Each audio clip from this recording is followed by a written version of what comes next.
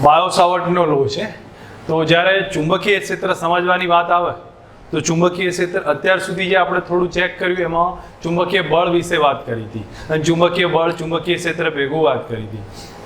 પણ original question topic છે એ ચુંબકીય ક્ષેત્રથી સ્ટાર્ટ થાય. શરૂઆતની જે થિયરી કહી શકીએ પહેલી તો એ બાયો સાવર્ટ લો છે, જેમાં ચુંબકીય ક્ષેત્રની બેઝિક ડિટેલ આપી છે અને ત્યારબાદ ચુંબકીય બળ વિશે વાત કરી. આપણે પહેલા શરૂઆતમાં બળ જોયા, પછી ક્ષેત્ર સમજવાની વાત કરી. ઓકે, તો હવે અહીંયા સમજો કે ચુંબકીય ક્ષેત્રની વાત કરીએ છીએ તો અહીંયા સમજો ચુંબકીય ક્ષેત્ર અત્યાર સુધી આપણે જે વાત કરી હતી એ ફક્ત બળની ટોપિકની અંદર વાત કરી હતી. હવે સેપરેટ ચુંબકીય ક્ષેત્ર સમજીએ છીએ અને એક એક પોઈન્ટના ચુંબકીય ક્ષેત્ર સમજીએ છીએ. જેમ કે વિદ્યુત ક્ષેત્રની પહેલા સિમ્પલ વાત કરી F બરાબર Q ઇક્વેશનમાં, અને ત્યારબાદ બિંદુવત વિદ્યુતભાર, ડાયપોલ, રિંગ એમ અલગ અલગ તાર, સમતલનું એમ વિદ્યુત ક્ષેત્ર જોયું. સેમ કન્ડિશન અહીંયા થશે. પહેલા ચુંબકીય ક્ષેત્રની એક બેઝિક વાત કરી દઈશું અને ત્યારબાદ અલગ અલગ પોઈન્ટના ચુંબકીય ક્ષેત્ર આપણે સમજીશું. તો એના માટે સૌથી પહેલા બાયો સાવર્ટ લો આવશે. બાયો સાવર્ટ લો છે એ પારિમાણિક વિશ્લેષણ પરથી સાબિત થયેલો છે અને સાવર્ટ નામના બે સાયન્ટિસ્ટોએ પારિમાણિક વિશ્લેષણ પરથી આ થિયરી સાબિત કરી છે. હવે અહીંયા જોવા જઈએ તો આપણે પહેલા એનો જે આઈડિયા છે એને સમજવાનો ટ્રાય કરીએ. બાયો સાવર્ટનો જે લો છે એને એક થિયરેટિકલ ટોપિકથી આપણે સમજીએ. તો જો પહેલા એક સિમ્પલ એક તાર આપ્યો છે. આ તારમાંથી I પ્રવાહ પસાર થાય છે એમ ધારી લીધું છે. તારમાંથી I પ્રવાહ જેટલો પસાર થતો હોય. હવે એ તારમાં એક નાનો ખંડ ધારી લીધો છે. એ ખંડની લંબાઈ છે dl જેટલી. સમજ રાખજો, તમને ખ્યાલ આવતો જશે. તારમાં I પ્રવાહ પસાર થાય છે. એ I પ્રવાહના કારણે એક તાર પર નાનો સૂક્ષ્મ પ્રવાહ ખંડ લીધો છે જેની લંબાઈ છે dl જેટલી. અને એ dl જેટલો પ્રવાહ ખંડ હોય તો અહીંયા આપણે એક સિમ્પલ સેન્ટેન્સને સમજવાનો ટ્રાય રાખીએ. જો પ્રવાહ ધારિતમાં I પ્રવાહ પસાર થતો હોય અને એ તારની લંબાઈ એની ખંડની લંબાઈ dl છે, તો એ જ્યારે કમ્બાઇન્ડ થશે અને IDL બનાવે તો IDL છે એ વિદ્યુત પ્રવાહ ખંડ કહેવામાં આવે છે. IDL એટલે વિદ્યુત પ્રવાહ ખંડ છે. તો આ એક વિદ્યુત પ્રવાહ ખંડ બની ગયો છે. DL એની લંબાઈ અને I થશે એમાંથી વહેતો પ્રવાહ.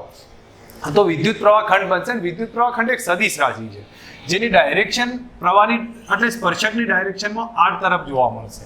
ચલો આપણા પાસે આ એક સમજ આવી ગયો. હવે પછી અહીંથી r અંતરે સમજો, અહીંથી r અંતરે અથવા r બાર અંતરે બિંદુ P આવ્યું છે અને ત્યાં આપણે ચુંબકીય ક્ષેત્ર શોધવું છે. જો આ પોઈન્ટનું શોધી કાઢીએ અને પછી ટોટલનું શોધીશું સંકલન કરી તો ગમે તે પોઈન્ટ પર ચુંબકીય ક્ષેત્ર આપણે ફાઇન્ડ કરી શકીએ. જેમ કે અહીંયા હું તમને હિન્ટ આપું કે અહીંયા સિમ્પલ સમજ ન રાખીએ ભાઈ I જેટલો પ્રવાહ પસાર થયો, આ dl જેટલો સૂક્ષ્મ પ્રવાહ ખંડ બન્યો છે અને એની ડાયરેક્શન સદિશ રાશિ છે. બીજી વસ્તુ કે એનાથી r અંતરે બિંદુ P છે અને ત્યાં ચુંબકીય ક્ષેત્ર શોધવું છે. ઓકે, હવે પહેલા બાયો સાવર્ટ લોની એક સીધી સમજ છે કે આમાંથી જે ચુંબકીય ક્ષેત્ર જે મળશે એની જે નાનું સૂક્ષ્મ ચુંબકીય ક્ષેત્ર હશે એટલે એને dB વડે લખ્યું છે. કારણ કે સૂક્ષ્મ ભાગ છે તો એનું ચુંબકીય ક્ષેત્ર dB વડે લખ્યું છે. હવે આ જે ચુંબકીય ક્ષેત્ર છે એ જોવા જશો તો વિદ્યુત પ્રવાહ ખંડના સમપ્રમાણમાં, તો વિદ્યુત પ્રવાહ ખંડના સમપ્રમાણમાં અને અંતરના વર્ગના વ્યસ્ત પ્રમાણમાં રહેશે. અહીંયા સિમ્પલ સમજો કે આ જે ચુંબકીય ક્ષેત્ર આવ્યું વિદ્યુત પ્રવાહ ખંડ IDL ના સમપ્રમાણમાં અંતરના વર્ગના વ્યસ્ત પ્રમાણમાં રહેશે. પણ આની જે ડાયરેક્શન આવશે ચુંબકીય ક્ષેત્રની એ અંદરની તરફ હશે. એ સમતલને લંબ જોવા મળશે. જેમ વિદ્યુત ક્ષેત્રમાં શું હતું એની ડાયરેક્શનમાં જોવા મળતું, આમાં એવું નહીં થાય. એ સમતલને લંબ જોવા મળશે. તો આપણે જ્યારે એને સદિશ સ્વરૂપે લખવાનો ટ્રાય કરીએ તો dB બરાબર લખીશું તો આ રીતે આવશે. એક અચળાંક લઈ લેવો પડે તો અચળાંક લખીશું μ0/4π. એની પાછળથી સમજૂતી આપીએ છીએ. તો એક અચળાંક લીધો મેં μ0/4π. અહીંયા લખી દઉં છું IDL cross r caret divided by r². એનો અર્થ સમજો કે આપણે મેં જોયું ચુંબકીય ક્ષેત્રની ડાયરેક્શન હતી એ આને લંબ જોવા મળતી હતી. એટલા માટે આપણે લંબ ડાયરેક્શન શોધવા માટે r અને IDL એ બંનેને લંબ જોવા મળતી હતી એટલે આપણે ક્રોસ ગુણાકાર વાપર્યો. IDL ક્રોસ r કેરેટ નીચે r² કર્યું છે. ઓકે, તો આ આપણું થઈ ગયું સૂત્ર. હવે અહીંયા હું તમને પહેલા μ0/4π ની સમજૂતી આપી દઉં. તો μ0/4π છે. હવે μ0 નું શું કહેવામાં આવશે? તો μ0 નું કહીશું શૂન્ય અવકાશની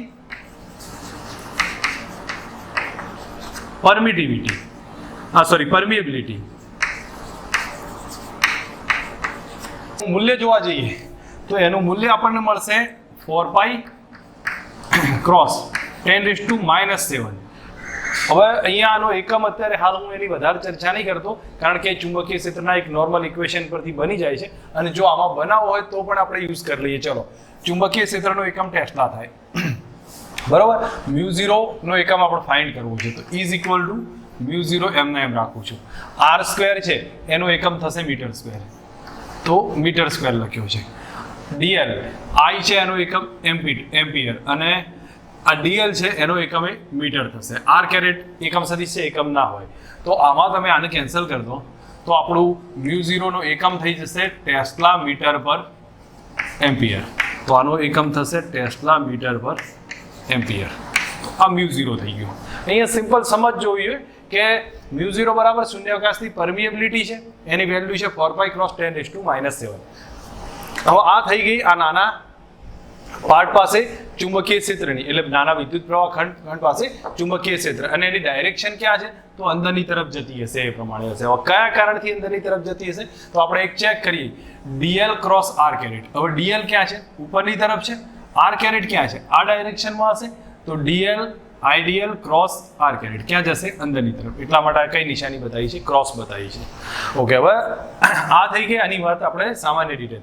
હવે r કેરેટ એટલે શું લખાય, r બાર ભાગ્યા r લખીએ કે જેમ કે હું અહીંયા સાઈડમાં લખું છું કે r કેરેટ બરાબર સદિશ r બાર ભાગ્યા એનું મૂલ્ય.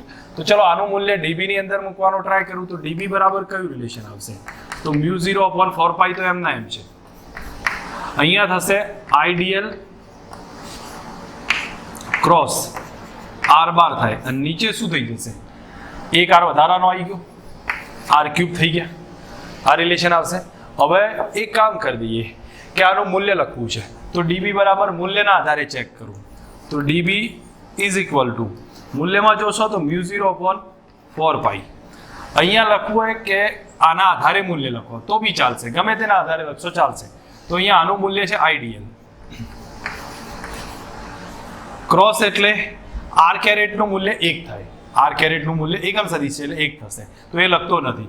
ક્રોસ ગુણાકાર એટલે sin θ આવે, અને નીચે r² થઈ જશે. તમે અહીંયા ચેક કરો, જો આમાં એ થશે idl તો એના જ ક્રોસ r બાર, તો r લખો અને sin θ લખ્યા, નીચે r³ છે, એક r નીકળી જશે, r² આવી જશે. ગમે તે રીતે લખશો આ db નું રિલેશન આ જ પ્રમાણે બનશે. તો આ થઈ ગયું આપણા માટે db નું એક મૂલ્યની વાત, આ જે છે એ સદિશ સ્વરૂપનું ઇક્વેશન, અને આ થઈ ગયું ચુંબકીય ક્ષેત્રનું મૂલ્યનું ટોપિક. હવે μ0 ની આપણે વાત કરી દીધી, તો મોટાભાગે બાયો-સાવર્ટ લો છે એની નોર્મલ સમજૂતી આપણે આપી દીધી છે. ફરી એકવાર ફટાફટ રિવિઝન કરીએ અને એની સમજ રાખીએ છીએ. પછી એના જે ઇમ્પોર્ટન્ટ ટોપિક છે જે કમ્પેરિઝનમાં યુઝ થાય છે એની અહીંયા વાત કરું. તો મેં પહેલા જ અહીંયા હિન્ટ આપી કે આપણી પાસે કોઈ પ્રવાહધારિત તાર છે, I પ્રવાહધારિત તાર છે, એના ઉપર એક નાનો સૂક્ષ્મ ખંડ લઈ લીધો છે dl જેટલો, અને એ વિદ્યુત પ્રવાહ ખંડ ધારીએ તો idl જેટલો લઈ લીધો છે. હવે એનાથી r અંતરે અથવા એ idl જે વિદ્યુત પ્રવાહ ખંડ છે એ સદિશ છે એમ ધારી લો, એની ડાયરેક્શન અહીંયા બતાવી છે. idl થી r અંતરે બિંદુ p છે, અને p પોઈન્ટે આપણે ચુંબકીય ક્ષેત્ર શોધવું છે. તો p પોઈન્ટે ચુંબકીય ક્ષેત્ર શોધવું હોય તો બાયો-સાવર્ટ નામના સાયન્ટિસ્ટે આની ડિટેલ આપી હતી કે એ જે ચુંબકીય ક્ષેત્ર છે એ કઈ રીતે જોવા મળશે. તો આના idl ના કારણે જે ચુંબકીય ક્ષેત્ર જોવા મળશે એ પ્રવાહખંડના સમપ્રમાણમાં, પણ એના અંતરના વર્ગના વ્યસ્ત પ્રમાણમાં હશે. તો ઇઝ ઇક્વલ ટુ કોઈ કોન્સ્ટન્ટ લેવો પડશે, તો કોન્સ્ટન્ટ કેટલો લીધો, μ0/4π લીધો. અને જો આની ડાયરેક્શન છે ને એ વિદ્યુત ક્ષેત્ર જેવું નથી, પણ સમતલને લંબ જોવા મળશે. કયા સમતલને, તો આ r બાર અને પ્રવાહખંડનું સમતલ, એ બેને લંબ જોવા મળશે. એટલા માટે અહીંયા લખ્યું μ0/4π idl × r caret. idl × r caret એટલે r કેરેટ કેમ સદિશ છે, તો એને લંબ જોવા મળશે /r² થશે. હવે અહીંયા સમજો μ0 છે શું, તો μ0 શૂન્યાવકાશની પરમિએબિલિટી છે. તો એ શું કરશે, જેમ પરમિટિવિટી પરમિશન આપતી હતી ને ફોર્સને, કેટલો ફોર્સ લાગે શૂન્યાવકાશમાં વધારે હોય, માધ્યમ મૂકીએ તો ઓછો લાગે, એમાં આ પરમિશન આપશે ફોર્સને, એટલે પરમિએબિલિટી નામ આપ્યું છે. એની વેલ્યુ છે 4π × 10⁻⁷, એકમ થયો ટેસ્લા મીટર પર એમ્પિયર. ચલો આ એક ડિટેલ આની પૂરી થઈ. હવે આને બીજી રીતે લખીએ તો r કેરેટ એટલે શું લખાય, સદિશ ભાગ્યા સદિશનું મૂલ્ય. તો અહીંયા હું લખું તો r કેરેટના બદલે r ભાગ્યા r નીચે આવી જશે, તો r³ થઈ જશે. તો μ0/4π idl × r બાર નીચે r³ થયો. હવે આનું મૂલ્યના સ્વરૂપે લખવાનો ટ્રાય કરીએ તો મૂલ્ય રૂપે લખીએ તો db આવશે μ0/4π એમના idl r × sin θ, નીચે r³, એક ને r કેન્સલ થઈને r² થઈ જશે. હવે આ ડિટેલ પૂરી કરીએ અને પછી આપણે કુલમ્બનો નિયમ અને જે બાયો-સાવર્ટ લો એ બેની સમજૂતી આપણે ચેક કરીએ કે બંનેમાં શું કોમન છે અને બંનેમાં શું ડિફરન્સ જોવા મળે છે. તો અહીંયા સમજો કુલમ લો અથવા કુલમનો નિયમ અને બાયો-સાવર્ટ લો, આ બંનેની કમ્પેરિઝન આપણે ચેક કરીએ તો પહેલી કમ્પેરિઝનમાં સિમ્પલ છે કે બંને લાંબા અંતરના માટે લાગે છે. તો અહીંયા ધ્યાન આપીએ છીએ બંને બળ, આ બંને ઇક્વેશન છે એ આપણને ખ્યાલ હોવો જોઈએ કે લાંબા અંતરના ડિસ્ટન્સ માટે લાગી શકે છે. તો એને ગમે એટલા અંતરે ફોર્સ પડ્યા હશે એનાથી કોઈ વધારે એને ફરક નહીં પડે. વિદ્યુત ભારો પડ્યા હશે અથવા તો પછી પ્રવાહ ખંડ હશે તો એ કન્ડિશનમાં એ યુઝ કરી શકાય છે. તો લાંબા અંતર માટે એ લાગતું હોય છે. બીજું કે આની અંદર જોવા જાઓ તો આ લાંબા અંતરની સાથે સાથે આમાં ઘણા બધા ચુંબકીય ક્ષેત્ર લાગશે. સમજો જેમ આપણે આગળ જોતા હતા ને, એક વિદ્યુત ભાર પર ઘણા બધા વિદ્યુત ભારો બળ લગાડે તો શું કરતા હતા, પરિણામીનો સ્વતંત્ર સરવાળો, સદિશ સરવાળો કરતા, જેને સંપાતપણાનો નિયમ કહેતા હતા. તો આમાં એ સેમ થશે. ધારો કે આના કારણે અહીંયા ચુંબકીય ક્ષેત્ર લાગ્યું, આના કારણે અહીંયા લાગશે, એમ બધાના કારણે અલગ અલગ લાગતું જાય તો પરિણામી શું કરવું પડે, બધાનો સદિશ સરવાળો કરવો પડે. તો પરિણામી આપણે ચુંબકીય ક્ષેત્રમાં બધાનો સદિશ સરવાળો કરીએ કે જે અહીંયા આપણે યુઝ કરી શકીએ છીએ. અહીંયા મારાથી કદાચ રહી ગયું હોય સમજાવવાનું તો હું અહીંયા હિન્ટ કહું છું કે ધારો કે આ તો નાના ખંડ માટે લીધું, નાના ખંડ માટે ચુંબકીય ક્ષેત્ર, પણ મારે ટોટલ માટે જોઈતું હોય તો ટોટલ માટે જોઈએ તો હું અહીંયા લખી દઉં છું. તો એ ચુંબકીય ક્ષેત્ર બી બરાબર લખવું હોય તો ઇન્ટિગ્રેટ કરી દેવાના. ઇન્ટિગ્રેટમાં આખું સ્ટેપ આવી જશે. આ લખો કે આ લખો, ચલો ઉપરનું લખી દઉં છું. તો μ0/4π આઈડીએલ ક્રોસ આર બાર અને નીચે આર ક્યુ. તો આ જે સ્ટેપ છે ને એ કોના માટે આવશે, જ્યારે કે આપણે બધા માટે શોધીએ તો આવા નાના નાના ટુકડા હશે તો એના સદિશ પોઈન્ટ અહીંયા મળતા હશે તો બધાનો સદિશ સરવાળો કરો, અંતે સંકલનમાં કન્વર્ટ થઈ જશે. તો એ રીતે યુઝ કરી શકીએ. ટૂંકમાં અહીંયા હું એમ કહી શકું લાંબા અંતર માટે લાગે છે અને બીજું સંપાતપણાનો નિયમ ઉપયોગ કરી શકીએ છીએ, વપરાય છે. સંપાતપણાનો નિયમ બંને માટે વપરાય છે. બીજું હવે એના પછી અહીંયા એક ચેક કરું તો અહીંયા એક ડિફરન્સ આવે છે કે વિદ્યુત ક્ષેત્ર જે જોતા હતા તો એમાં કોનો ઉપયોગ થતો હતો, વિદ્યુત ભારનો ઉપયોગ થતો હતો. જ્યારે ચુંબકીય ક્ષેત્રની વાત કરું તો ચુંબકીય ક્ષેત્રમાં આપણે આઈડીએલ પ્રવાહ ખંડનો ઉપયોગ કરીએ છીએ. વિદ્યુત ભાર કેવા હતા, અદિશ હતા. આ કેવા છે, સદિશ છે. આ ડિફરન્સ થયો ને. તો અહીંયા જો વિદ્યુત ક્ષેત્રમાં આપણે અદિશ વિદ્યુત ભારનો ઉપયોગ કરતા, જ્યારે ચુંબકીય ક્ષેત્ર જોઈએ તો એમાં સદિશ પ્રવાહ ખંડનો ઉપયોગ કરીએ છીએ. આટલા એના સિમ્પલ એક ડિટેલ થઈ ગઈ છે, બરોબર. હવે એનાથી આગળ વાત કરું તો જે વિદ્યુત ક્ષેત્ર છે ને એને થીટા સાથે કોઈ લેવા દેવા હતું નહીં. વિદ્યુત ક્ષેત્ર ક્યાં લાગતું હતું, તો બે વિદ્યુત ભારોને જોડતી રેખા પર, તો એને થીટા સાથે કોઈ મતલબ નહોતો. પણ ચુંબકીય ક્ષેત્ર છે એ થીટા ઉપર ડિપેન્ડ થશે, કારણ કે અહીંયા દેખાય છે આ જે સૂત્ર લખ્યું તો એમાં થીટા આવી જાય છે. થીટા કોની વચ્ચેનો ખૂણો છે, તો ડીએલ બાર અને આર બાર વચ્ચેનો ખૂણો છે, એ બેના ઉપર ડિપેન્ડ કરશે, તો થીટા ઉપર ડિપેન્ડ થાય છે.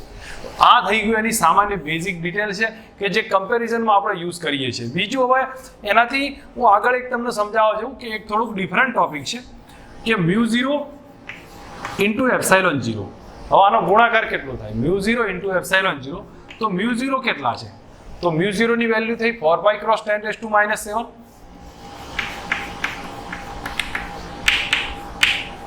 બરાબર. અને એપ્સાઇલોન 0 કેટલા, તો એપ્સાઇલોન 0 છે 8.85 ગુણ્યા 10⁻12. અને આ તમે ચેક કરશો તો આ થશે લગભગ 9 ગુણ્યા 10 સોરી મારી ભૂલ છે 3 ગુણ્યા 10⁸ પ્રકાશની સ્પીડ જે કહીએ ને અને એનો સ્ક્વેર થાય, આટલી જોવા મળે. તમારે આ રીતે ના ગણવું હોય તો ઉપર નીચે 4π વડે ગુણી કાઢો તો μ0/4π ની વેલ્યુ લેશો 10⁻⁷ આવે અને 4π એપ્સાઇલોન 0 એટલે k થશે k બરાબર 9 ગુણ્યા 10⁹ જે અહીંયા બતાવી દઉં છું. તમે આ રીતે ના લખવા માંગતા હોય તો 4π વડે ઉપર નીચે ગુણી કાઢો તો 4π એપ્સાઇલોન 0 ઇન્ટુ μ0/4π. શું કર્યું છે આપણે, 4π વડે ઉપર નીચે ગુણ્યા છે. હવે આના જે વેલ્યુ છે એ કેટલી થાય, 10⁻7 થાય, μ0/4π એટલે આના બદલે લખી દેવાના 10⁻7 થશે. અને 4π k એટલે શું થાય, 1/4π એપ્સાઇલોન 0. તો નીચે k આવે એ કેટલા થાય, 9 ગુણ્યા 10⁹ એનો હોલ સ્ક્વેર, સોરી 9 ગુણ્યા 10 ની 9 થશે. તો આટલું સ્ટેપ આવે. આને સાદુરૂપ આપી દો, નીચે લાવો, 9 7 16 થશે એટલે 8 નો વર્ગ થઈ જશે. ફાઇનલ આ જ રિઝલ્ટ આવશે. તમને જે ઠીક લાગે એ પ્રમાણે, પણ આ એક રિઝલ્ટ બને છે. અને આ શું થઈ ગયું કહેવાય? તો આ થશે પ્રકાશના વેગનો વર્ગ. આગળના ચેપ્ટર્સમાં આનો ઉપયોગ આવશે. એનો મતલબ થશે μ0 ε0 નો ગુણાકાર કરીએ તો એ પ્રકાશના વેગનો વર્ગના વ્યસ્ત પ્રમાણમાં હોય છે. તો આ રિલેશનને આટલી રીતે સમજાઈ શકાય છે. અહીંયા હું તમને અહીંનો સુધીનો ટોપિક મેં ક્લિયર કર્યો તો, એકવાર રિવાઇઝ કર્યો તો. હવે આ ટોપિક એકવાર રિવાઇઝ કરું છું. તો અહીંયા પહેલા સમજો કમ્પેરિઝન આવી છે, કુલમનો નિયમ, બાયો-સાવર્ટનો નિયમ. તો સિમ્પલ મેં ટોપિક લખ્યા છે. એક તો બંને નિયમ છે લાંબા અંતર માટે લાગુ પડે છે. બીજું કે બંને નિયમ પર સંપાતપણાના સિદ્ધાંતની અસર થાય છે. બંને નિયમ સંપાતપણાના સિદ્ધાંતના મુજબ જ વપરાય છે. એક કન્ડિશન એ થઈ. બીજું કે વિદ્યુત ક્ષેત્ર છે એ વિદ્યુત ભાર પર ડિપેન્ડ થાય છે. ચુંબકીય ક્ષેત્ર આઈડિયલ પ્રવાહ ખંડ પર ડિપેન્ડ થશે. આ અદિશ છે, આ સદિશ થશે. બીજું વિદ્યુત ક્ષેત્ર એ થીટા પર ડિપેન્ડ નહીં કરે, પણ ચુંબકીય ક્ષેત્ર થીટા પર ડિપેન્ડ કરશે. બસ આની કમ્પેરિઝન થઈ. નેક્સ્ટ હવે એના પછી જોયું μ0 × ε0 નો જો ગુણાકાર કરવામાં આવે તો એ શું આપશે? તો અહીંયા આપણે ચેક કર્યું એ પ્રમાણે કરી દો, તમને ઈઝી પડતું હોય તો અપર નીચે 4π વડે ગુણી કાઢ્યું તો આ 1/4π ε0 9 ગુણ્યા 10 ની 9 થાય. અને μ0/4π અહીંયાથી લઈ લો તો μ0/4π 10⁻⁻7 થશે. સાદુરૂપ આપો તો 3 ગુણ્યા 10 ની 8 નો વર્ગ થઈ જાય અને પ્રકાશના વર્ગનો વર્ગ થાય. આગળ જતા આનો ઉપયોગ આવશે. ઇન્શોર્ટ આ થિયરી સિમ્પલ છે પણ આપણા માટે એક ઇમ્પોર્ટન્ટ છે. બાયો-સાવર્ટનો નિયમ સમજાવો. હવે એને ટેક્સ્ટબુક મુજબ આપણે જોઈશું તો વધારે ક્લિયર થશે. ક્વેશ્ચન આપણને પૂછાશે પરીક્ષામાં તો વિદ્યુત પ્રવાહના ખંડના કારણે ચુંબકીય ક્ષેત્ર એમાં બાયો-સાવર્ટનો નિયમ, તો બાયો-સાવર્ટનો નિયમ તરીકે પૂછાશે ક્વેશ્ચન. તો બાયો-સાવર્ટના નિયમમાં મેં તમને શરૂઆતમાં જેમ પોઈન્ટ લખ્યા હતા એ જ પ્રમાણે પ્રિપેર કરવાનો ટ્રાય કરાવજો. કે ધારો કે આઈ પ્રવાહધારિત, અહીંયા જેમ શરૂઆત થશે અહીંથી ક્વેશ્ચન, આઈ પ્રવાહધારિત સમતલ બતાવ્યું છે XY, એમાં એક નાનો પ્રવાહખંડ આઈડીએલ બાર અથવા ડીએલ બાર એકલો ખંડ લઈ લો તો બી ચાલશે, પણ પ્રવાહખંડ લખો તો આઈડીએલ બાર લખવાનું છે. અને એનાથી આર અંતરે બિંદુ પી છે ત્યાં ચુંબકીય ક્ષેત્ર શોધવું છે. હવે આઈડીએલ બાર અને આર બાર બે વચ્ચેનો ખૂણો થીટા છે. તો બાયો-સાવર્ટનો લો એમ કહે છે કે જે ડીબીનું મૂલ્ય છે એ આઈડીએલ ના સમપ્રમાણમાં અને આરના વર્ગના વ્યસ્ત પ્રમાણમાં. તો DB proportional to IDL cross r bar અને નીચે આર ક્યુબ લખ્યું. આને તમે કદાચ આ ડાયરેક્ટ યાદ ના રાખો, વ્યસ્ત પ્રમાણમાં કીધું છે અને અહીંયા ક્યુબ કર્યા છે. કારણ કે મેં તમને કહ્યું હતું કે અહીંયા આર કેરેટ આવે, તમને આગળ સમજાવ્યું મેં આર કેરેટ આવે, અને પછી આર કેરેટના બદલે આર ભાગ્યા આર કરીએ, આર બાર ભાગ્યા આર કરીએ તો અહીંયા ક્યુબ થઈ જશે, જે આગળ મેં તમને સમજાયેલું છે. તમે આ રિલેશન ધ્યાનમાં રાખી અને એના બદલે એક અચળાંક લઈ લો. તો ડીબીના બદલે આપણે લખી શકીએ કે આઈડીએલ ક્રોસ આર બાર અને નીચે આર ક્યુબ, આટલું રિલેશન આવે. હવે તમે આનો બરાબર કરીને લખો તો μ0/4π IDL cross r bar into r cube આવશે. μ0/4π એ સમપ્રમાણતાનો અચળાંક લઈ લીધો છે, એની વેલ્યુ પછી બતાવી છે, આપણે આગળ જ બતાવી દીધી હતી. હવે આનું મૂલ્ય લખીએ તો ડીબી બરાબર કેટલા આવે? તો μ0/4π આઈડીએલ સાઇન થીટા ભાગ્યા આર સ્ક્વેર. કેમ આવશે મેં તમને સમજાવ્યું હતું, IDL r into sine theta આવે, પણ એક આર અહીંયાથી કેન્સલ થઈ જશે, આટલું સ્ટેપ આપણને રહેશે. હવે નેક્સ્ટ એના પછી અહીંયા સમજવાનો ટ્રાય કરીએ તો આ જે રિલેશન થશે તો એમાં જુઓ અહીંયા આપણને કહ્યું છે કે આ જે સદિશ ગુણાકાર છે એના આધારે ચુંબકીય ક્ષેત્ર રચાય છે. એટલે મતલબ કે ચુંબકીય ક્ષેત્ર જે હશે એ આઈડીએલ અને આરથી રચાતા સમતલને લંબ રૂપે જોવા મળશે. હવે સમપ્રમાણતાનો અચળાંક છે એનું મૂલ્ય ચેક કરીએ તો એનું મૂલ્ય હશે 10⁻⁻7. તો ફોર μ0/4π એનું મૂલ્ય થાય 10⁻⁻7. તો μ0 નું થાય 4π ક્રોસ 10⁻⁻7. એકમ મેં તમને સમજાવ્યું તો ટેસ્લા મીટર પર એમ્પિયર. હવે યાદ રાખવા જેવી અમુક પોઈન્ટ છે જે કુલમનો નિયમ અને બાયો-સાવર્ટ લોની કમ્પેરિઝન બતાવે છે. અહીંયા આપણે સમજીએ તો પહેલું કહ્યું છે બંને લાંબા અંતર માટે લાગુ પાડે છે અને બીજું બંને વ્યસ્ત વર્ગના છે, બરાબર. તો અહીંયા આપણને એક સીધો ખ્યાલ આવવો જોઈએ, બંને લાંબા અંતર માટે લાગુ પડે છે, બંને વ્યસ્ત વર્ગના છે. ઓકે, અને બીજી વસ્તુ અહીંયા બતાવી છે કે આની અંદર આપણે સમજવા જાઓ તો એક વિદ્યુત ભારના કારણે જે અદિશ ઉદ્ગમ છે અને બીજું આઈડીએલ પ્રવાહખંડ જે સદિશ ઉદ્ગમ છે, બેના કારણે વર્તે છે. બીજું વિદ્યુત ક્ષેત્ર છે બેની જોડતી રેખાની દિશામાં, ચુંબકીય ક્ષેત્ર એ આઈડીએલ અને આરથી રચાતા સમતલને લંબ રૂપે હશે. અને બીજું કે વિદ્યુત ક્ષેત્ર થીટા પર ડિપેન્ડ નહીં કરે અને જ્યારે ચુંબકીય ક્ષેત્ર થીટા પર ડિપેન્ડ કરશે. પછી આ સૂત્રની સાબિતી આપો તો ઉપર નીચે 4π વડે ગુણી કાઢો. આના બદલે નીચે 9 ગુણ્યા 10 ની 9, આના બદલે 10⁻⁻7. તો આટલો જવાબ આવશે. આની બાકીની ડિટેલ આપણે કહ્યું છે અહીંયા કે પ્રકરણ 8માં ભણવાની છે. આજનો ક્વેશ્ચન એક ઇમ્પોર્ટન્ટ ટોપિક છે કે પ્રવાહ-આધારિત રિંગના કારણે ચુંબકીય ક્ષેત્ર કેટલું થાય. તો અહીંયા સમજજો, કોઈ પણ આવી રીતની પ્રવાહ-આધારિત રિંગ આપી હોય તો એના કારણે ચુંબકીય ક્ષેત્ર કેટલું જોવા મળશે. તો અહીંયા સિમ્પલ એક આપણી પાસે આ બધું પછી સમજીએ. એક પ્રવાહ-આધારિત રિંગ છે, યલો કલરથી જે દેખાય છે એ પ્રવાહ-આધારિત રિંગને ધારી લીધી છે. હવે જે આ રિંગ આપી છે ફક્ત, અને એ ક્યાં પડી છે એનું વર્ણન પહેલા આવશે. તો એ રિંગનું કેન્દ્ર ક્યાં છે? ઉગમ બિંદુ ઉપર છે. તો અહીંયા હું સેન્ટેન્સીસ સિમ્પલ બતાવતો જઉં છું, એ જ વસ્તુ આપણે સમજતા જઈએ. રિંગ ક્યાં પડી છે? તો R ત્રિજ્યાની રિંગ છે. રિંગ છે, એનું કેન્દ્ર ઉગમ બિંદુ પર છે. કયા સમતલમાં છે? તો આ કયા સમતલમાં કહેવાય? YZ સમતલમાં પડી છે.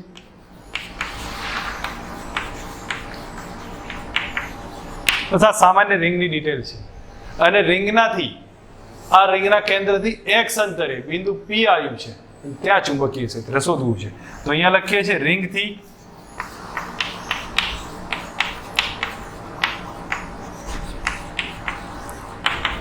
x અંતરે B ફાઇન્ડ કરવું છે. સિમ્પલ આટલું વર્ણન તમને ખ્યાલ હોવો જોઈએ કે કઈ રીતે થયું છે.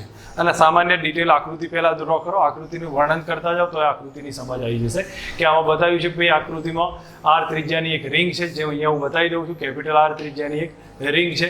રિંગનું સેન્ટર એના ઉગમ બિંદુ ઉપર રહેલું છે. હવે એ YZ સમતલમાં રિંગ પડી છે. રિંગના કેન્દ્રથી x અંતરે P બિંદુ આવ્યું છે, ત્યાં ચુંબકીય ક્ષેત્ર શોધવું છે. બાયો-સાવર્ટનો નિયમ યુઝ કરો. તો બાયો-સાવર્ટનો નિયમ કહે છે શું? તો DB. અને એના માટે એક કામ કરી દો, એક નાનો પ્રવાહખંડ ધારી લો. ચલો, આઈડિયલ નાનો પ્રવાહખંડ લઈ લીધો છે. આ નાનો પ્રવાહખંડ આઈડિયલ ધાર્યો છે, અને એના કારણે આપણે બાયો-સાવર્ટનો લો વાપરીએ.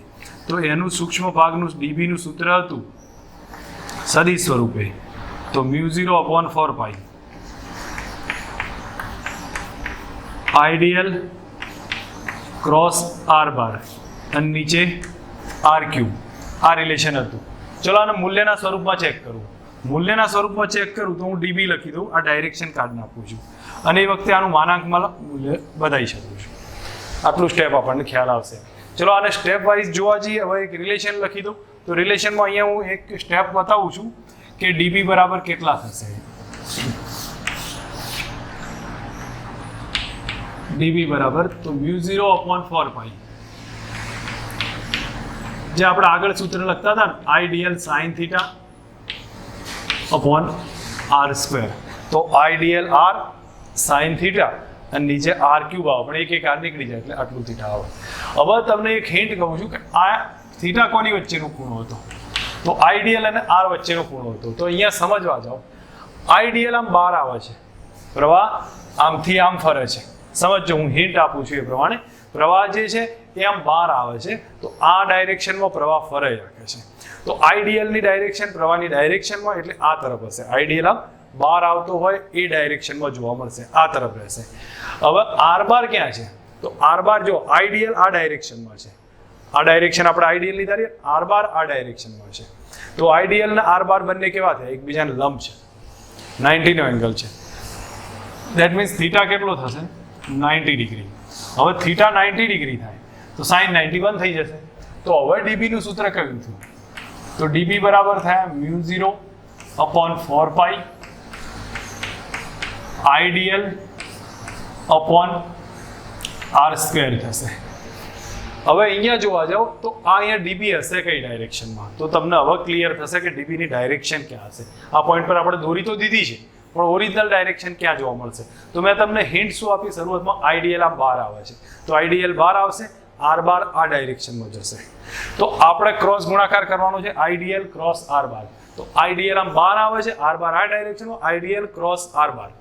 આઈડિયલ થી R તરફ જાઓ તો અંગૂઠો ક્યાં રહે છે? આ ડાયરેક્શનમાં રહેશે. તો અહીંયા આપણે સમજવાનો ટ્રાય કરું, આમ બહાર આવતો હોય તો આઈડિયલ થી R બાર, તો આ ડાયરેક્શનમાં આવે, ધેટ મીન્સ DB આ ડાયરેક્શનમાં હશે. DB આ ડાયરેક્શનમાં જોવા મળશે. તો એના બે ઘટક પડશે, DBX ને DBY. Y કો લંબ ઘટક કો. તો DB ના બે ઘટક પડ્યા. એક થશે DBX, બીજો થાય DBY. થોડુંક ધ્યાન આપજો કે X અક્ષ છે ને એની સાથે DB નો ખૂણો બનાવતો હોય. ધારું છું કે આ ફાઈનો ખૂણો બનાવ્યો, થીટા નહીં લેતા, થીટા અહીંયા લઈ લીધો છે એટલે ફરી અહીંયા ફાઈ લીધો છે. તો આને કયો ખૂણો ફાઈ હશે? તો જુઓ તમે, આને લંબ બાજુ આ થશે, કારણ કે મેં તમને હિન્ટ પહેલી શું આપી કે ડીબી કઈ ડાયરેક્શનમાં છે? આઈડીએલ અને બી થી રચાતા સમતલને લંબ. જો આઈડીએલ આ ડાયરેક્શનમાં છે, આર બાર આ ડાયરેક્શનમાં છે, આર બાર આઈડીએલ અને આર બાર થી રચાતા સમતલને લંબ, તો આ ડાયરેક્શનમાં તો આ તરફ આવ્યું, બે ને લંબ છે. That means r bar DB અને આર બાર એકબીજાને લંબ જોવા મળશે. હવે આ ખૂણો ફાઈ છે તો આપણે ચેક કરો, આને લંબ બાજુ આ થશે અને આને લંબ બાજુ આ થઈ, તો આ બે વચ્ચેનો ખૂણો ફાઈ જ આવશે. હવે એ ભાગ આના પડે ને તો સમજો, અહીંયા તમે થોડુંક ધ્યાન આપશો તો ક્લિયર થશે. અહીંયા હું તમને હિન્ટ કહેવા માંગુ છું કે આ પોઈન્ટના આધારે જે ચુંબકીય આઈડીએલ અહીંયા લીધું તો એના બે ભાગ પડ્યા, ડીબી એક્સ ડીબી વાય. તો એવો સામે આઈડીએલ હશે. હવે સામે આઈડીએલ હશે તો એનો ડીબી આવતો હશે એ નીચે જશે, તો એનાય બે ઘટક પડશે, એક તો ડીબી એક્સ અને ડીબી વાય. પણ એના ડીબી વાય જે છે એકબીજાને અસર શું કરી દે? નાબૂદ કરે. પણ ડીબી એક્સ અસર નાબૂદ નહીં કરે. બસ આટલું સમજવાનું છે. જેમ આ આઈડીએલ છે એવો સામે આઈડીએલ આવશે. આનો ડીબી આ ડાયરેક્શનમાં છે તો આનો ઊંધો જતો હશે તો એનો ડીબી નીચે હશે. અને એમાં જોવા જઈએ તો એનાય બે ઘટક ડીબી એક્સ ડીબી વાય, તો ડીબી વાય એના એકબીજાના સામે છે ને અસર નાબૂદ કરે, શોર્ટમાં લખવાનું છે. ચલો આટલું એક એની અસર નાબૂદ કરી, તો રહ્યા કયા ઘટક? ડીબી એક્સ રહ્યા. તો આપણે શોધવાના આવે કયા આવશે? ડીબી એક્સ જ આવશે. દેટ મીન્સ હું અહીંયા લખી દઉં ડીબી એક્સ બરાબર કેટલા થયા? તો ડીબી કોસ, અહીંયા ડીબી એક્સ બરાબર કેટલા? તો ડીબી કોસ ફાઈ થાય. ડીબી એક્સ બરાબર ડીબી કોસ ફાઈ. હવે ફાઈ કયો ખૂણો છે? તો ફાઈ થયો ડીબી અને એક્સ અક્ષનો ખૂણો. તો અહીંયા જુઓ, આ એક્સ અક્ષને લંબ અક્ષ થઈ વાય અક્ષ, ડીબી ને લંબ અક્ષ થઈ આર. તો આ બેનો જો ખૂણો ફાઈ હોય તો આ બેનો ખૂણો ફાઈ જ થાય. ડીબી ને લંબ આર થઈ, એક્સ ને લંબ વાય થઈ, તો આ બેનો ખૂણો ફાઈ, તો આ એક ખૂણો ફાઈ થાય. તો એનો મતલબ થયો કે અહીંયા આપણે કોસ ફાઈ આવ્યા છે તો અહીંના કોસ ફાઈ શોધી કાઢીએ. તો કોસ ફાઈ કેટલા થાય? પાસેની બાજુ આર ભાગ્યા કર્ણ સ્મોલ આર થાય. હવે આ બધાની કિંમત અંદર મૂકીએ તો ડીબી એક્સ થાય છે કેટલા? ડીબી એક્સ બરાબર કેટલા થાય? તો હવે તમે સમજો તો તમને તરત ખ્યાલ આવી જશે, μ0/4 પાઈ, μ0/4 પાઈ આઈડીએલ નીચે આર સ્ક્વેર અને કોસ ફાઈ એટલે આર અપોન સ્મોલ આર, અને સ્મોલ આર અહીંયા ભેગા થઈ જાય એટલે કેટલા થઈ જાય? R cube. તો આ સ્ટેપ આવશે. હવે આર કેટલા છે? તો સ્મોલ આર કેટલા થયા? તો સ્મોલ આર થયા capital r square plus x square એની 1/2 ઘાત. એ તો હવે તમને આવડે. Capital r square plus x square એની 1/2 ઘાત. અંદર મૂકી દઈએ કિંમત. તો ડીબી કેટલા થાય છે? હવે ચેક કરીએ. તો ડીબી બરાબર અંદર મૂકીએ આમાં, તો ડીબી ઇઝ ઇક્વલ ટુ આની એટલે કિંમત મૂકતા કેટલા થશે? μ0/4 pi, μ0/4 pi IDL into r, અને નીચે કેટલા? આર ક્યુબ એટલે કેટલા આવશે? Capital r square plus x square એની 3/2 ઘાત. કારણ કે 1/2 છે ને ક્યુબ આવ્યો એટલે કેટલા થઈ ગયા? 3/2 ઘાત. તો આ થઈ ગયું ડીબી બરાબર થયું. હવે આ રિલેશન તો આપણને યાદ રાખવાનું જ છે. હવે આ તો સમજ આવી ગઈ છે, યાદ ક્યાં રાખીશું? એટલે સમજ આવી. હવે મારે આ તો આટલા નાના ખંડ માટે શોધ્યું, ટોટલ માટે શોધવું છે. અને ટોટલ માટે શોધતે સંકલન કરવું પડે. સંકલન કરતી વખતે આપણે જે અચળ હશે એને બહાર કાઢીશું. તો કુલ ડીબી બી બરાબર કેટલા આવશે? તો μ0/4 પાઈ બહાર નીકળી જાય, આઈડીએલ બહાર નીકળશે, સોરી આઈ બહાર નીકળશે, આર બહાર નીકળે, નીચે r square plus x square raise to 3/2 બહાર નીકળે. ઇન્ટિગ્રેટમાં રહેશે ડીએલ, ઇન્ટિગ્રેટમાં રહ્યું ડીએલ. હવે ડીએલ એટલે છે, તો ડીએલ છે બીજું કંઈ નહીં પણ આ રિંગનો ટોટલ લંબાઈ થાય. કારણ કે ઇન્ટિગ્રેટ ઓફ ડીએલ કરો ને આખી રિંગ માટે એટલે સાયક્લિક નિશાની લખી દો. તો સાયક્લિક લખશો એટલે આખી રિંગની એક લંબાઈ આવશે, આખી રિંગની લંબાઈ 2πr થાય. તો આના બદલે હું 2πr લખી શકું. બરોબર. તો ડીબી બરાબર કેટલા આવ્યા? તો આ જ રિલેશનનો યુઝ કરીએ હવે.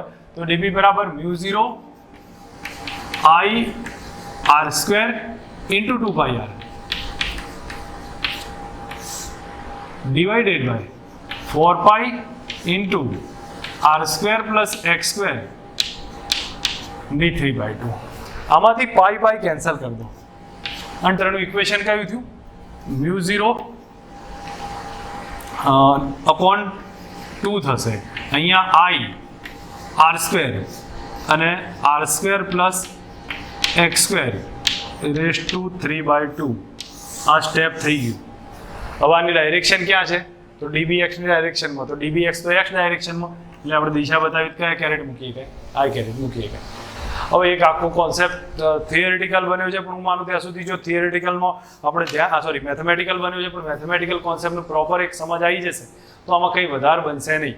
એક સીધી સરળતાથી યાદ રાખી શકીએ છીએ. જેમ કે અહીંયા એક આઈડિયા આપું છું કે જેમ કે આપણી પાસે આ રીતની એક પ્રવાધારિત રિંગ છે r ત્રિજ્યાની.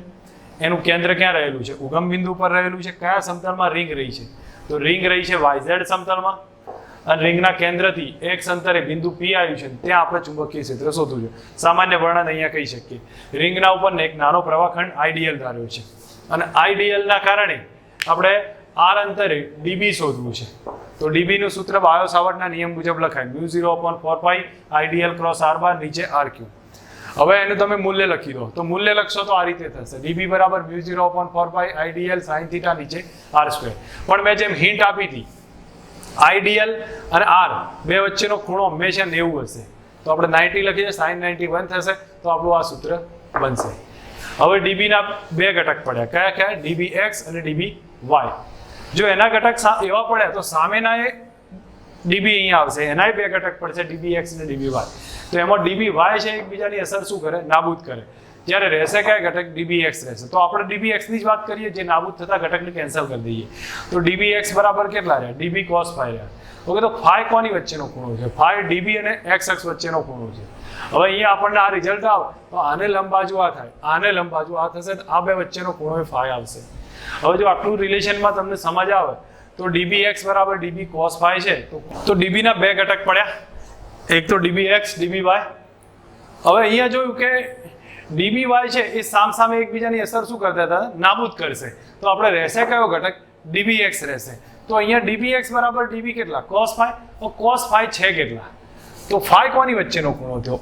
x અક્ષ અને db વચ્ચેનો ખૂણો. તો આને લંબ બાજુ આ થઈ, આને લંબ બાજુ આ થઈ, તો આ વચ્ચેનો ખૂણો phi. તો આ એ ખૂણો phi છે. તો cos phi લખવું હોય તો r ભાગ્યા સ્મોલ r બતાવી શકીએ. હવે અહીંયા એક કામ કરીએ, આમાં db ની કિંમત લખી તો આ સ્ટેપ આખું લખી દીધું છે અહીંયા. સોરી, મારી ભૂલ છે ભાઈ, r² આવશે. રાઈટ છે, રાઈટ. ઓકે, આ સ્ટેપ મેં આખું લખ્યું છે. અહીંયા કેપિટલ R ભાગ્યા સ્મોલ r એ જોડાઈને કેટલા બનાવી દીધા? r³ બન્યા છે. હવે r ની કિંમત કેટલી? તો r થશે કેપિટલ R² પ્લસ x². એની કેટલી ઘાત? 1/2 ઘાત. અંદર મૂકી દો, આ સ્ટેપ આવશે. આ થયું નાના ભાગ માટેનું db. આખી રિંગ માટેનું શોધવું હોય તો આખી રિંગ માટે સંકલન કરો, બાકી બધું અચળ છે. એકલું dl રહેશે, dl એટલે આખી રિંગનું સંકલન, એનો પરિઘ થઈ ગયો. તો 2πr કરો, પાઈ પાઈ કેન્સલ કરો, તો 2 કેન્સલ કરો, તો આપણી પાસે આ સૂત્ર આવી જશે μ0 I r² અને નીચે 2r² પ્લસ x² 3/2. અને કઈ ડાયરેક્શનમાં આવ્યું? તો x દિશામાં. એટલા માટે કયું લખ્યું છે? I carat. તમે આ આખું ઇક્વેશન યાદ રાખજો, દરેકને યાદ હોવું જોઈએ. μ0 I r² નીચે 2r² પ્લસ x² 3/2. ઓકે, હવે આના થોડાક નાના ઉપયોગો સમજીએ કે ઉપયોગ ક્યાં કઈ રીતે બને છે એ ચેક કરીએ.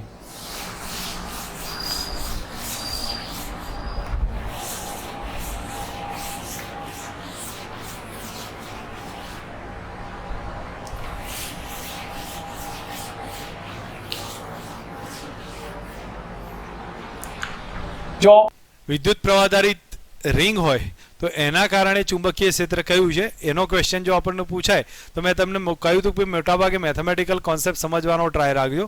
જો મેથેમેટિકલ કોન્સેપ્ટને ક્લિયર રાખશો તો આ બધામાં થિયરિટિકલ લખવામાં વાર નહીં લાગે.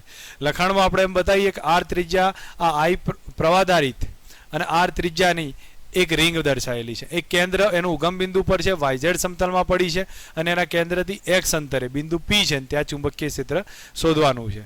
હવે જોવા જઈએ તો પહેલો બાયો સાવર્ટનો નિયમ વાપરવાનો. તો db બરાબર μ0 IDL ક્રોસ r બાર અને નીચે r³ આવશે. હવે તમને એક સીધું કદાચ આ છેલ્લે લખો તો એ ચાલશે, અને અત્યારથી લખી દેશો તો પણ ચાલશે. r ના બદલે લખી શકીએ r² capital R² plus small x² એની 1/2 ઘાત, અથવા capital r small r² is equal to x² plus capital R² આટલું લખી શકાય.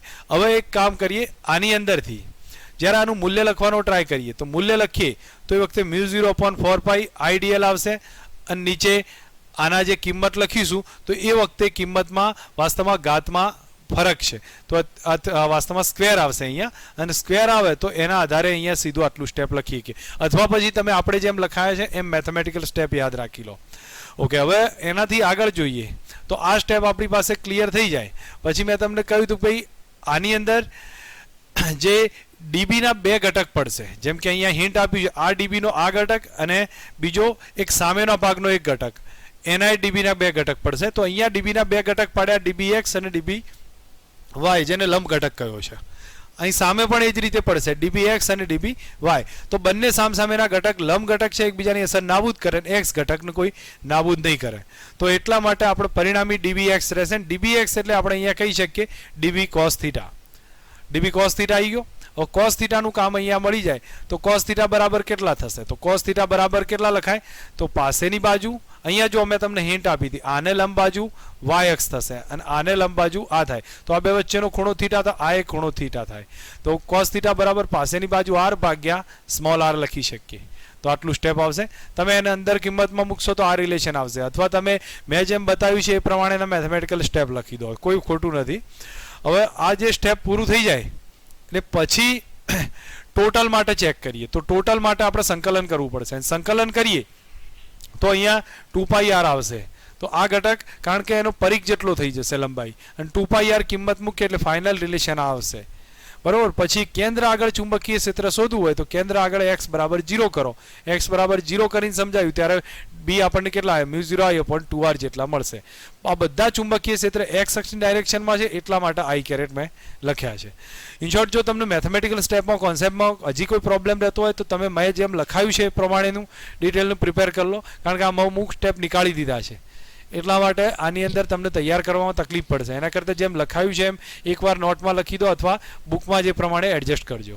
એક રિંગ છે આ ટાઈપની, એનાથી x અંતરે r ત્રિજ્યાની અને x અંતરે મેગ્નેટિક ફિલ્ડનું ઇક્વેશન આપણે ચેક કર્યું. એ લખ્યું હતું μ0I r² 2r² plus x²⁵ એ તમને આગળના થિયરીમાં આપણે સમજ્યા છે. ધારો કે રિંગ n આટાવાળી હોય તો b નું સૂત્ર થઈ જશે μ0NIr² divided by 2r² plus x²⁵ અને કઈ ડાયરેક્શન હતી? x અક્ષની, એટલે i કેરેટ લખતો નથી. આ મેગ્નેટિક ફિલ્ડનું ઇક્વેશન આવ્યું.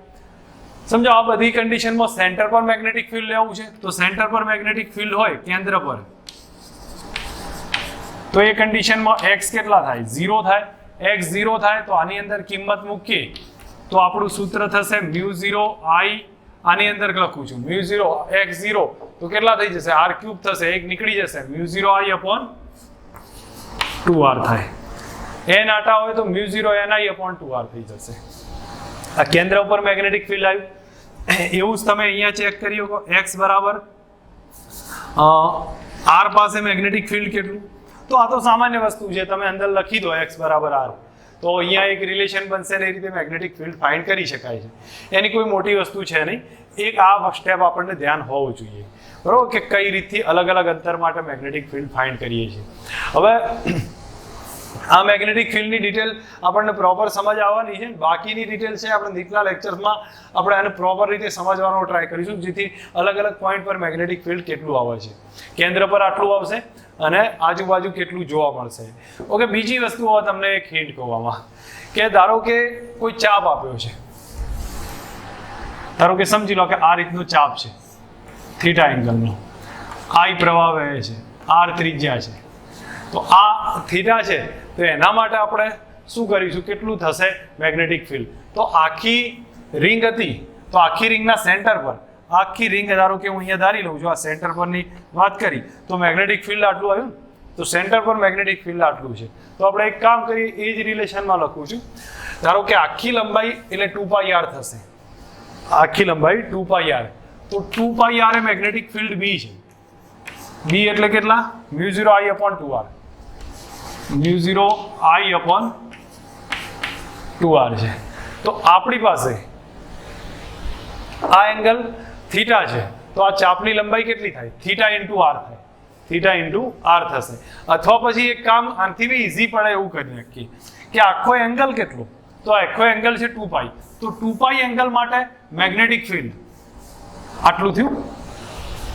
તો આપણા માટે થીટા એંગલ માટે કેટલું થાય, થીટા એંગલ માટે મેગ્નેટિક ફિલ્ડ કેટલું થાય, તો μ0 I થીટા અહીંયા ગુણાશે અને નીચે 2π આવે, ધેટ મીન્સ 4πr થાય. યાદ રાખજો કોઈ ચાપનું મેગ્નેટિક ફિલ્ડ કેટલું આવશે, μ0 I થીટા અપોન 4πr. તો ચાપનું મેગ્નેટિક ફિલ્ડ થશે μ0 I થીટા અપોન 4πr. આ ઇક્વેશન ધ્યાન રાખવાનું છે. હવે આના રિલેટેડ થોડા ટોપિક સમજીએ કે ક્યાં કઈ રીતે ઉપયોગ આવે છે. તો આ બધી વસ્તુ સમજ રાખજો. ધારો કે આપણને અલગ અલગ પોઈન્ટ્સમાં સમજ હોવી જોઈએ કે કેટલી રીતે આનું મેગ્નેટિક ફિલ્ડ ફાઇન્ડ થાય છે.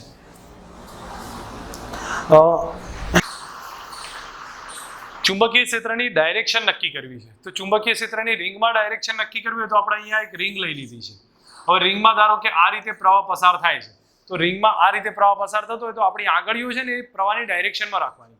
તો આંગળીઓ પ્રવાહની ડાયરેક્શનમાં એટલે પ્રવાહ આમ ફરે છે, તો આપણી આંગળીઓ આ ડાયરેક્શનમાં, તો અંગૂઠો જે દિશામાં રહે ને એ ચુંબકીય ક્ષેત્રની દિશા. તો જે દિશામાં અંગૂઠો જોવા મળે છે એ ચુંબકીય ક્ષેત્રની દિશા. સિમ્પલ એક યાદ રાખજો, આંગળીઓ આપણી જે ડાયરેક્શનમાં રહેશે એ પ્રવાહની ડાયરેક્શન હશે, અંગૂઠો જ્યાં રહેશે એ ચુંબકીય ક્ષેત્રની ડાયરેક્શન આપશે. આ રિંગના ચુંબકીય ક્ષેત્રની મેં વાત કરી છે.